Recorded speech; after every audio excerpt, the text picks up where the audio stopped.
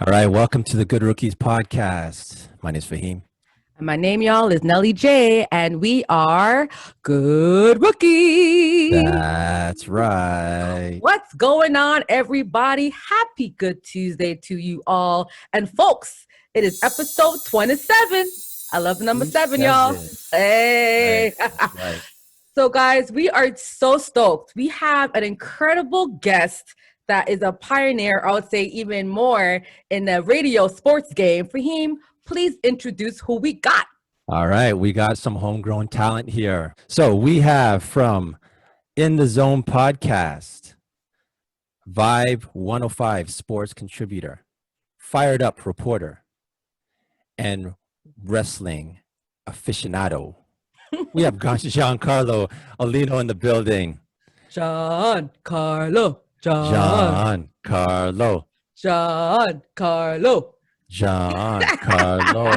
What up, Giancarlo? How you doing, buddy?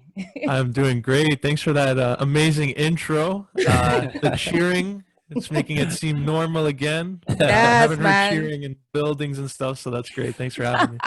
No problem, man. Hold on. Can we go with Woodbridge's finest? Are we good with that? True. I like it. I won't complain on that. Yeah, that's good. Woodbridge. So, John, question for you, because I know you're big on all sports, but I guess like your top sport that you like to cover is wrestling. But I think it's really cool, right? So, who's your favorite wrestler and why? I would say. Yeah, it seems like wrestling. Yeah, there's a lot. I'm gonna go with Brock Lesnar. He's the name that is multi-sports, WWE, UFC champ, NCAA champ. So just based on everything he's accomplished, he's not exactly the guy everyone sees in the media. So it's kind of hard that he's actually dominated that medium of entertainment with not being like an outspoken guy. So I'm gonna go with Brock Lesnar on that. Awesome. He's a multi-sport wrestler also, right? Yeah, Division I champ, then went to the WWE, had success, went to the UFC. So kind of like Norm Powell, Fred Van Vliet, like that kind of guy. He took his time, bet on himself over the years, and it paid off. So it's WWE. Did you ever follow WWF back in the day? Oh yeah, for sure. Really? Rock, Undertaker, Stone Cold, all those guys. That's my time. Okay. That's my time, man. Okay. I used to love The Rock. Like I used to mimic The Rock in high school. I would do the suck it like this in the hallway to people. Like I was an obnoxious high school kid that I would be like, that was me in high school. Enough like suck it, like all over high school and Scarborough. But no, like The Rock was my favorite. Him and Stone Cold, Steve Austin. I love those personalities. They were so funny to me. And of course, Undertaker as my homie. Undertaker was the man back in the day. Back when I was in. Actually, I predate that. Actually, I'm like the original WWF. I'm talking like Hogan, King Kong Bundy, Big John Studd. King Kong Bundy. Wow. Iron Sheik. Like that's my era. Actually before the name changed to, because remember with the WWF, and then they went to WWE because of the whole World Wildlife Federation. They had that whole thing. So I'm like the original, but then once they switched the names, then that's when I kind of veered out of it. But The Rock kind of got me when he actually gave like a new birth to wrestling for me, when I was like, because The Rock, his personality was just off the chain. But and never talked about Ric Flair. We never talk about Ric Flair. Ric Flair. Oh, Slick Rick. Yeah.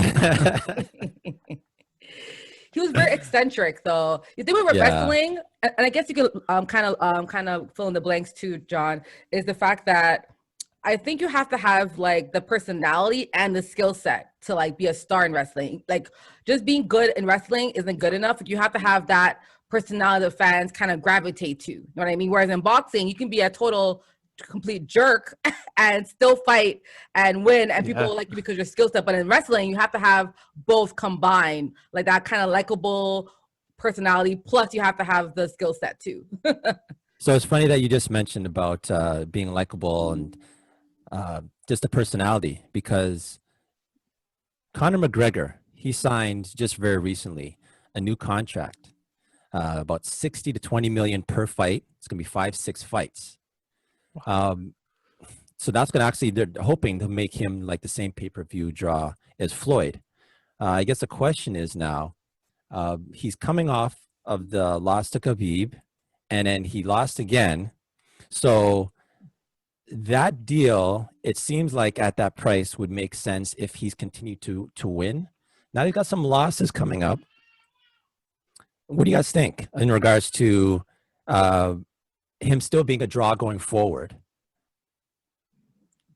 Go ahead, Giancarlo. This is all you. Yeah, it's an interesting one because like Conor McGregor, he was a champion, didn't defend the title. Then he goes into boxing.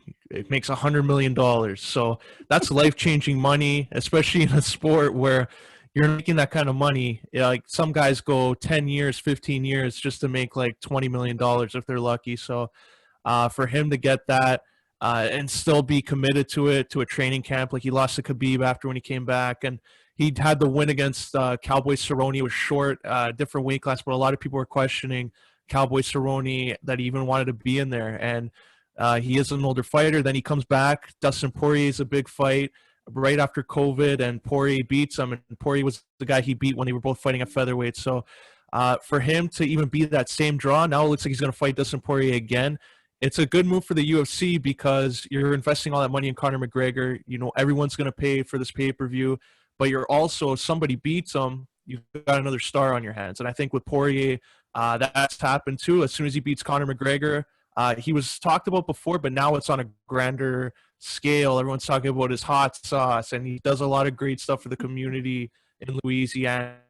So if you can get something out of that, if Conor McGregor loses, I think you can't lose if you're the UFC. If you're Conor McGregor, you will in terms of your legacy in the sport, but I think the UFC can't go wrong there. So I agree because when you look at Ronda Rousey on the female side, she was the same type of draw, and then when she took that loss to was it Holly Holm, and that loss there, that actually elevated Holm to actually people, because I watched that fight, and she was the Buster Douglas of the UFC at the time, and when she just, had no idea who she was before. I was looking for fights in every fight after that, right? And she had a good career going forward, still continuing, right?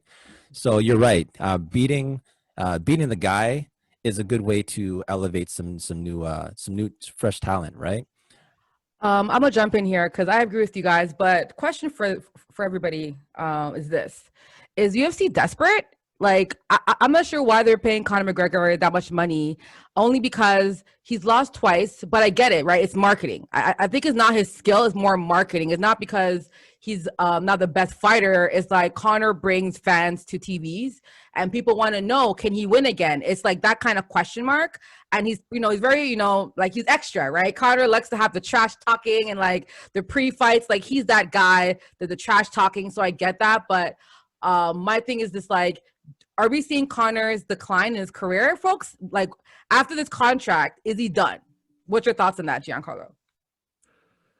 Yeah, I think with him, it's more of a one fight at a time, because I think he'll always have a boxing fight there. Like, so if he loses again and he decides, okay, I'll take 3 months off, I'll go do boxing, make another quick 100 million.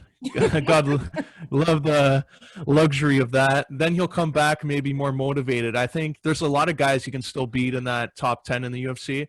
So he's not outside the top 10 rankings just yet, but there's still even a lot of rematches that you can have with guys who aren't title contenders, but they would still be big draws. Like Nate Diaz is also another name. They fought back and forth and split win. So there's those kind of fights out there where they're winnable for him and he can make a lot of money and then put his name back in the title contention. But in terms of if he lost a step, I think it's still going to be another few years, maybe when he's in his mid-30s, where we'll see skills maybe diminishing, maybe in terms of his conditioning. But right now I still think he's okay as long as he's competitive in most of his fights. Okay. Good point. I just think of Anderson Silva. That's actually I could say the fight that actually got me more open to UFC, because I'm more of a boxing guy. But do you remember the fight? I can't remember his name, but he broke his leg. snapped it in half. Oh yeah. Oh my goodness, I remember that Chris fight. That Weidman. was Right. gruesome. So, and I happened to watch, and from then I was like, whoa. And that's when I started following a little bit more. But I think Anderson Silva going in, he had that Conor McGregor type aura to him. And then after that, obviously breaking your leg is huge, right? But he still came back. He still had that name. But then I just noticed maybe even last year that he retired. He didn't quite, I guess having those losses kind of tainted, maybe not for people who follow, but casual people, kind of tainted his, I wouldn't say his legacy because his legacy's still up there. But I mean, he didn't have that same draw or that same attention, right? So I'm just wondering, coming to your point, Nelly J, in regards to if the UFC is desperate, the UFC is always looking for stars, right? Mm-hmm. And I do think that with Conor McGregor, having the Khabib loss was huge, right? Even if they rematched, I don't foresee a different outcome. No. Giancarlo, how about you? Yeah, I still see him smash him. Okay. Again. Okay. Yeah. So if that's the case, if Conor can maybe not go after Khabib, but go after maybe other people who, like you were mentioning, who are more up and coming, maybe some rematches. Like a Floyd Mayweather, how he kind of ducks all the best fighters. Well, yeah. Well, on the boxing side, Floyd, even that would be a big draw if he fought Floyd on Manny Pacquiao. That's one that keeps floating around. If he can, you're right. There are other names there that are available for Conor. But one thing is, he's a bigger than life personality. Yeah, his personality is what I think draws right? people. But it's funny though how he's kind of taken off a totally different personality. Before he was like Mr. Arrogant, and now he's Mr. Overly Nice Guy. So which one do you like better, Giancarlo? Which one? How about you? Which one do you like better? I kind of enjoy the trash talk of him. I know, me too, right? Me too. The joke around there. It's like everyone was saying Khabib because he comes out in his press conferences saying he's going to humble everyone, and he actually did. It seemed like so. Right. Everyone can thank Khabib for doing that to Conor McGregor. That's so true. That's right. He did shoot himself, humble himself. So would you say Khabib is the GOAT? That's what I'm like, as a casual who knows that not too much about the UFC. That's what I'm thinking. I'm thinking this guy is unbeatable. Oh yeah, he has to be like. It's tough because he hasn't really moved up in weight. Like that's the knock on some guys. He is undefeated, but you look at like his first 13 fights, and some guys who had negative win-loss records. A guy like John Jones, he'll always be in that discussion, but then the failed drug tests come up, and I'm biased, so I'll always go with George St. Pierre as the best, just because of how I like George St. Pierre still. GSP, okay. Yeah, to me, I think him and they're both similar to me, but I prefer GSP as well, to be honest. Okay. Yeah. All right. So y'all heard that LeBron, there was talk about LeBron. Well, first of all, LeBron, he played football back in the day in high school. Okay. There's been some talk about LeBron saying that he could have played in the NFL. Agreed. I think so. I mean, like he was all-state wide receiver in high school. Okay, so let's quote him. Here's LeBron's quote. I would have tried out, but I would have made the team. And that's on LeBron trying out for NFL teams during the NBA lockout in 2011. It would have been like when he's really young in his prime, those times. So all around, Nelly J, you say he could have played. Giancarlo? LeBron's body, just his ability to he's a born athlete. This guy was born to play a sport. So he luckily wants to play basketball, but he could have played football. Like he's built, his height, his speed. I think he would have been very well. His hand-eye coordination, like he's the ideal either tight end wide receiver player. And because I think he also got scholarships in high school for football too. Like he could have pursue that career, but he loved ball, and I think that's why he played it. But I think LeBron can do whatever the hell he wants to do, except for boxing and UFC. Other than that, he can do anything else. Giancarlo. It's really tough. Like I know at that time, like that's probably the best he was when you look at his career, like when he played in Miami. But you have to think though that lockout, if he were to go to football, depending on which team and the kind of responsibilities he would have, maybe his skills would have diminished in basketball because he would have had that grind. Like football's a totally different physical preparation. And I think maybe some of his basketball skills would have went away. So it's probably the best that he didn't do it, but could he have done it? For sure? Because like he's incredibly athletic. And if he had that kind of background and already in high school, I don't see why like 7-8 years later, he wouldn't be able to just jump in the NFL. That's totally true. In high school, not only like he was getting offers from Ohio State and Notre Dame, those like are big huge schools, college programs, right? I do think if there's a position he's going to play the tight end position, just due to the fact that his size. Tight ends also, the type of routes they do, I could see LeBron. Now, the only thing that would maybe, because LeBron seemed very confident he could play, only thing is there's also the getting hit part. Yeah. See how LeBron right now, he's 48 right now, like he's 50. And right now, you're so rude. No, but he's playing like he was in his prime. Yes. And like Brady, for instance, Brady's an older guy who's getting it done. LeBron, if he would have taken those type of tackles, it's like MJ, Michael Jordan. Michael Jordan took years off for baseball. Depends how you look at it. That baseball time that he took off could be seen as a form of just rest for him. You know what I'm saying? Because the physical toll maybe might not be as much as it probably would be for a basketball continue on a full season. With LeBron, coming back to what you're saying, Giancarlo, like he's taking hits, and those hits definitely right now at like he's like 36 right now. He's going to break down. It would have to happen.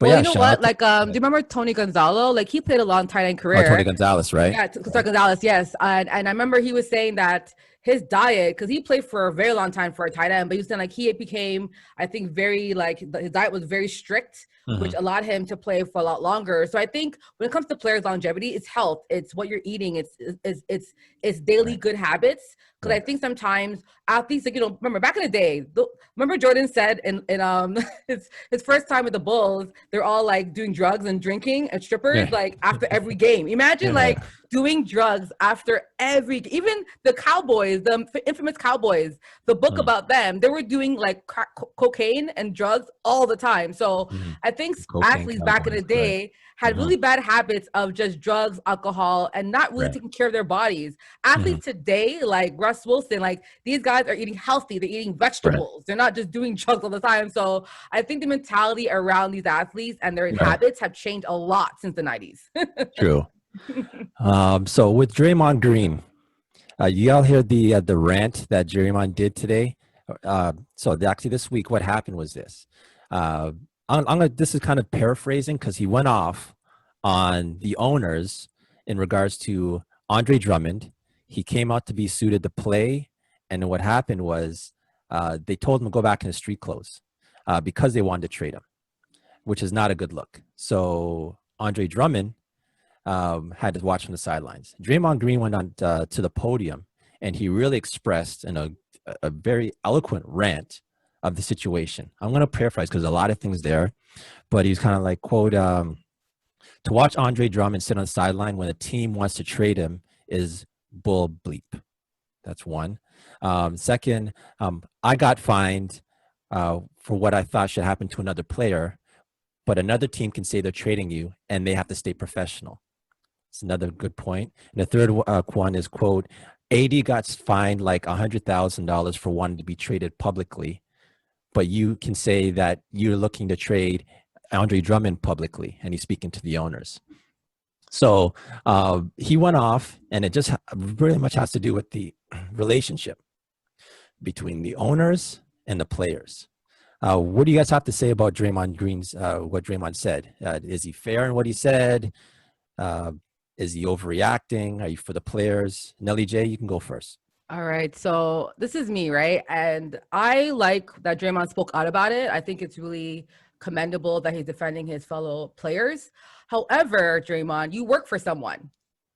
And that's the thing. I think sometimes these players forget that they actually work for someone. Like, you're a basketball player because someone hired you. Like, this team isn't owned by Draymond. I think sometimes players, they get they lose sight of that. And I get it, with the NBA Player Association, they have more rights now, and I like that they do have more rights and more say when it comes to like decision making. But you still work for someone writes your check. Someone writes Draymond's check every day, and I think you cannot compare yourself to what owners can do and what you can do, right? Because that's just what it is, right? Even the issue with the rules behind the ownership, then every year the board meets, bring up your issues and discuss it amongst your association and change the rule within. But I just think sometimes that some of these players forget their lane, and I think Draymond has to stay in his lane. What he said wasn't bad. I just think that what happened to Andre, I think, sucked. It wasn't fair. But again, he works for someone. So I just feel like, again, if you want to change Draymond, buy a team. How about when you retire, you own a team so you can change how it's being done. But talk about it now because they're billionaires. They don't care what Draymond says. They're probably like, oh, Draymond's complaining. Okay, whatever. They probably went to bed in their yacht and was like around the world. Like I'm sure the owners have no sleep over what Draymond said because they're still billionaires and Draymond isn't. Giancarlo? Yeah, I completely agree. Like, they have an NBA Players Association for a reason, and I think if they're going to hold out, they had a chance to have a lockout and bring up those issues, and I'm pretty sure a lot of them just said, okay, we'll take the TV contract that ESPN gives us. So I think if Draymond Green was that strong about it, he should have brought it up then when it probably would have made more difference. But right now, it's like you're complaining about something after you signed a new agreement. So Draymond is lucky to be in a sport where a lot of NBA players can choose where they want to go and demand trades here and there. In the NHL, you can't see a guy like Sidney Crosby demand a trade and they'll promise they'll send him there. It'll probably take 2 years before a guy like that gets traded. So the NBA, actually, they have so much leeway when it comes to player movement that you have to take the good and the bad with that. And if, like, I agree with what you're saying there, like, he really just should have brought that up in the Players Association meeting in the summer, and maybe they would have saw some change out of that. That's right. So there's another thing that the players actually are upset about is the fact that first of all, we're in the midst of COVID, and LeBron, he'd mentioned flat out with the All-Star game, he doesn't feel it's necessary. Other players like Giannis, other stars came out and said, hey, if the big dog's saying that, then we back the big dog. And they're backing what LeBron says. They're not really for an All-Star game. Now, they're not speaking about boycotting, but they're making it known their displeasure to playing, which is a decision, like we're saying, in regards to league making on behalf of the players. The NBA plans to hold a 3-point contest and a skills contest before the All-Star game.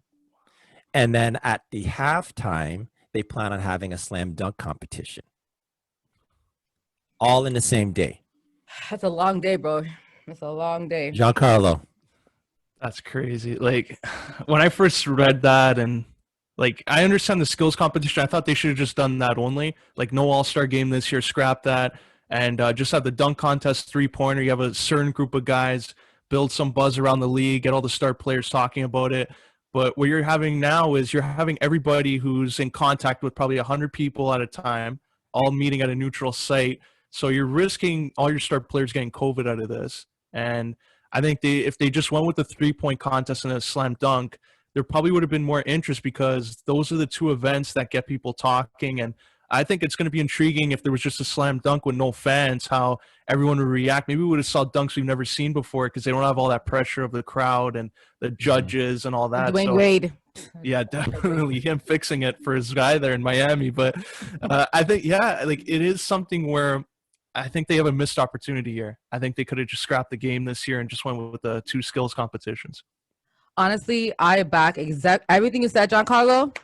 I clap onto that. And just to add to what you're saying, if I'm a player, guys, I'm gonna dribble the ball like this. I'm barely playing. I'm gonna pass the ball in a circle. Like, I want to do, like, what's that basketball group? The Globetrotters? The Harlem Globetrotters. Yes. I'm them. If I'm, folks, NBA players, if you're in an All-Star game, do what Harlem does, right? Like, I'm just going to pass the ball around, do, like, little tricks. Like, listen, because the NBA's forced me to play. So guess what? I will protest by playing like the Harlem Globetrotters. I'm going to be doing tricks because happen, right? Like, so if you win, what's the benefit? Last year, they had, what was it? The Kobe, like, they had the different, charitable events within each quarter. So this year, to me, if they're doing that, I get it, right? But I haven't heard anything about charity events. So I'm not sure that's happening. Like, I don't know. So to your point, so in regards to charitable events, they're actually, since it's in Atlanta, the NBA is looking to have some kind of charitable event that's going to the HSBCU schools, the historically Black colleges and universities in Atlanta. Okay. Okay, so that's their way of giving back. That's the only thing. So that to me is like the only good thing, because for me, it's like having the players play, they're tired. They had a very short season, off season. October, LeBron, Lakers, Miami, they're bust. Like Miami, half their team was matched up the last month. So I think for a lot of these players, they're just tired, and mentally, this pandemic, the racial issues happening in the States, the incitement that happened in January, like a lot's happening, and I think the players want a break mentally. So my thing is that I just feel that this is, again, it's money grab, right? It's advertising, it's broadcasting, it's ESPN, all these channels that say, hey, we paid y'all a contract for an all-star weekend, so we need to get something in. So I think it's more the pressure of those folks than the actual NBA. I think they're being pressured by the money, by the advertisers. My take is a little bit different, though.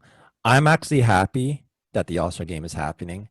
I watch the All-Star game like every year, and it's only the last 2 years that I can actually say these are the best last 2 years. Like last year, the Kobe, rest in peace, and then they went with that Elam rule within regards to where they changed the scoring. The first to get to a magic number, which I thought was amazing. What I'm hearing is that they're thinking about continuing that. So if they can continue that, that's a way to keep it competitive. I watch basketball regularly. I don't want to see these guys come on and not give their best. So I think this, and there's so much that's happened this year, so much breakout players like that'll be there, like Jamani Grant and maybe Christian Wood. I mean, there's a lot of up and coming players who haven't had an opportunity that I'd love to see them showcase their skills. My only thing is, in regards to having the 3-point skills and dunk competition, how it's settled, you're running a risk if you're going to have the dunk competition at halftime, which doesn't even make logical sense, because you're going to have players after the game, have it after, sit down, and their body's going to cool down. Imagine the kind of warm up they'd have to do to get back in the game. It's just a horrible idea. Horrible. With the 3-point, the good thing about that is that's a set time. People take their shots, but it's still time consuming. I think what they should have done is they should have built it up. Like the game usually is at maybe 6, 7 o'clock or whatever. Like they should have kept the game where it is, or maybe find a way to have all this before as like a prequel, like something that's leading up to the game. So making it a NBA All-Star weekend, you make it an NBA All-Star day. You know what I'm saying? Like they used to, when they started the bubble, you had games at 1, 2 p.m., right? Yeah. And people weren't complaining. Why not move the skills competition to say a 1, 2, 3, like in the afternoon, and make it the day? I think that would make a lot more sense, right? But we'll see how this plays out. We'll see how it plays out. And you know what? Like they could change it again too, right?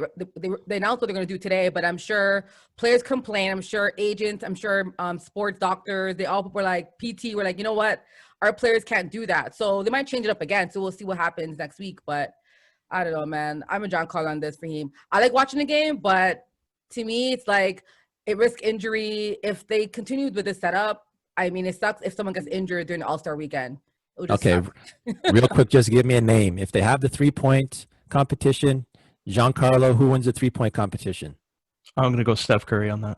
Oh, Steph. Nelly J. Well, I'm going to go with the guy on my fantasy team who's giving me lots of points, Steph Curry. Okay. You and me both. Yeah. So I'm gonna go with Trae Young. Trae, okay. I'm gonna go with Trae. I'm gonna go Ice Trae. Skills challenge, we really don't know who's in it, so we can just bypass that. Dunk competition, we still don't even know who's they haven't even really announced that. Anyone that you can think off the top of your head that maybe you think stands a good chance here? I wonder what I'd like to see. I'd like to see Zion. I'd like to see John Morant. I want to see like the sophomore players in this, like the old cats. Miles Bridges. Yeah. One half of Airbnb in Charlotte. Who else I want to see? I want to see LeBron James. You know what I'm saying? LeBron was like laying down during an overtime game. Okay, he was trying to get some rest. This guy's old. He can't do no dunk contest. Let him relax himself. Okay. Let him relax himself, man. All right, so Nelly J, let's go to For the Culture. All right, y'all. For the culture, we like to highlight organizations and individuals that are doing amazing things for the culture. So this week, we want to kind of talk about, I would say probably one of the best or the best Toronto, I would say, icon in basketball, which is Vince Carter. So Paris Media announced that Vince Carter Scholarship and Mentorship Program is being launched in Toronto area. The goal is to have this pilot program launched in the other 7 places where he played, but Toronto, we're his first, 22 years here, so we get the first dibs. But no, so anyway, so he's targeting high school students with a passion for a wide range of academics, and they each get $25,000, okay, per student. And the good thing about this is that if they're, I think, grade 11, grade 12 in the fall of this year, they can apply for this scholarship. Now, even if you're younger, like I think 10 to 15, they're going to have summer camps and civic career programs for kids that are looking to pursue any types of career in like artistry, music, and so forth. And this program is going to be targeting Black, Indigenous communities, as well as POC. It's for anyone, but the target is for those individuals. So what you guys thoughts on having a man like Vince Carter, who's had a huge career over 4 decades, now start this program in our home city? So Giancarlo, you can go first. Yeah, I think it's great. I think Vince Carter just shows the connection he still has to Toronto. He hasn't been playing here since 2004, and he feels this need that he wants to start this in Toronto. So I think it just shows how he still holds the city close to his heart. And I think Vince Carter giving back to the community, giving this kind of scholarship, I think it'll probably be the first of many. I think this will probably be an ongoing thing where maybe he gives more scholarships in the future. But I think Vince Carter is credited as being the guy that put Toronto on the map. So it's just good to see that he's giving back to athletics, history, arts, all in the same university funds. That's right. Yeah, he's got, so it's actually including any students that have a passion for sports, music, film, fashion, broadcasting, media, science, technology, engineering, and math. So, amazing. I mean, pretty much if you go to school, you're eligible. I can't stand you. If you go to school, folks. But with Vince, though, yeah, speaking to what you said, he's an icon. He like giving, this is nothing new for Vince. He's always been in a connection to the city. He's had courts around the city, even while he played here. He's always been very help me out. Philanthropist. No. The word philanthropic. Thank you very much. You even have a tough time with that word too. Philanthropic. He's always been very philanthropic in regards to how he operates. And one thing so in regards to Hall of Famer, he's going to be a Hall of Famer. Yeah, absolutely. He's going to go in as a Raptor, right? He has to. Like that's his legacy. I would say he played for 22 seasons, right? 22 seasons. So I would say his best seasons, even though he played, I would say was the Raptor season. Like one shot away from the conference finals. His dunk contest, I think it was 21-year anniversary for his dunk contest where he changed the dunk contest game. Right. No, like, yeah, for sure, Hall of Famer. Raptor. So that one thing, we have to keep in mind, Toronto and Vince Carter will always be tied together. So it's great to see that now while he's in the next chapter of his career, he's bringing it back to home. You know what I'm saying? And, a lot of kids will continue to benefit from this going forward. So we have to shout out Vince Carter. A lot of players, actually Michael Jordan, he's been known as one that while he was playing really wasn't very philanthropic. Got it. But after, as of late, he's been really more in the community and doing more. It's great to see that this is not something that's a trend for Vince Carter. Like, this is who he is to the core. So shout out to Vince. Mm-hmm. I agree. And I think another thing to highlight is that, I would say if we could put a statue, guys, in front of the ACC, whatever it's called now, I don't know, Scotia Bank Theater, I don't know, Scotia, it's always changing up the name, I don't know, Scotia, whatever you want to call it, the arena, ACC. What statue would you put up there? Which Raptor would you want in front of that court that you would say changed or impacted the Raptors more than any other player as of now? It might change in a 10th decade, but as of now, which Raptor would you want a statue of? So, Giancarlo, you go first. This might be an unpopular opinion. Hey, that's fine. I still kind of think Kawhi, just because he's the only one to get a Finals MVP in 1 year. But I think it should follow the Leafs model on that. Do a Legends row. Have the Raptors on one side, have the Leafs on the other. So for sure, I'd go Chris Bosh, Kawhi, Vince Carter, Kyle Lowry, 100% when he's done. Yeah, like DeRozan, like all those guys that were big and putting the groundwork into what the Raptors have become after 26 years. You have to give like acknowledgement just to that, and inside the arena with what they do with the banners, that would be like a separate thing. But outside, I think it would be nice if they did a Legends row for the Raptors. I like that idea. How about you? Very good idea. Very good idea. Yeah, awesome. So I think that's hey. So MLSE, if y'all listening, okay, Legends row for the Raptors. Get on it. Get on it. All right. Let's go to That's Absurd, Faheem. That's absurd. So with That's Absurd topic this week, it's funny. All right. The daughter of okay, so first of all, Tom Brady celebrated his Super Bowl win parade while on a boat. And because obviously a few things here in Tampa, it's COVID, they want to maintain some kind of social distancing and they want to make it accessible for people. So they're on boats, different boats. Brady had the Vince Lombardi trophy, and it's been widely circulated on social media. He tossed it to Gronkowski on the other one. And the boats were, I don't know, say 10 feet away. They're at a distance, and this is a statue, right? Or sorry, it's a trophy. Mm-hmm. I watched it. I got anxiety because I'm thinking it just takes one slip of the hand. Anything can happen. That's going in that little, not even river, that little pond or what out there in there.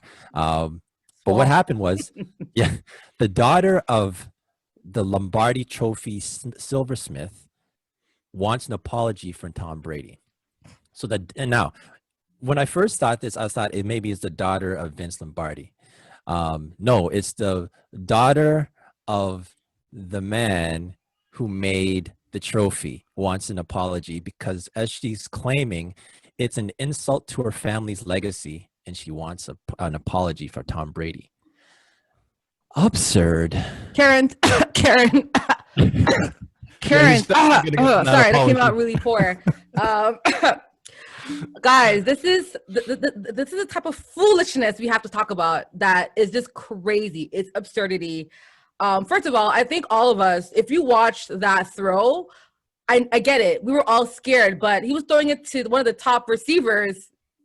You know what I mean? Like it wasn't like to like a scrub on the practice squad. It was Gronk, right? So at least to do it to someone that he has a high percentage of completions with throughout the NFL season, Super Bowl. So to me, it's a high percentage of catchability. So that is okay. Number two, what he did, it wasn't the best thing, but at least she caught it. It wasn't all good fun, and they were hammered, right?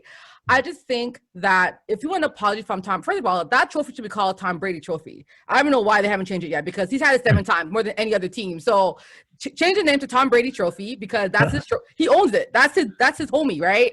So if Tom wants to throw it off the boat, he can. That's my opinion on it. Giancarlo, passing it to you. I agree. Like, I think he's definitely gonna, as soon as he heard what she had to say, he was writing up an apology and just faxing it over. But like the amount of money they sell on Super Bowl ads, they will cover the cost of replacing the trophy, any dents. So I don't see a problem with what they did. I'm sure they've done much worse. It's just not been filmed. Hello. So True. Yeah. So I don't have a problem with it.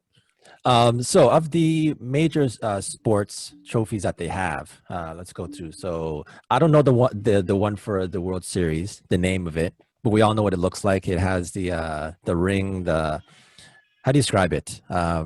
Goes up, has the shoots, it has the circle. It has like different spikes around like a different spikes going in a circle. There you go. We so have it's called the Commissioner's Trophy. That's what there it's you called. go. There you go. Yeah. We have the Stanley Cup for hockey. We have the Larry O'Brien for basketball.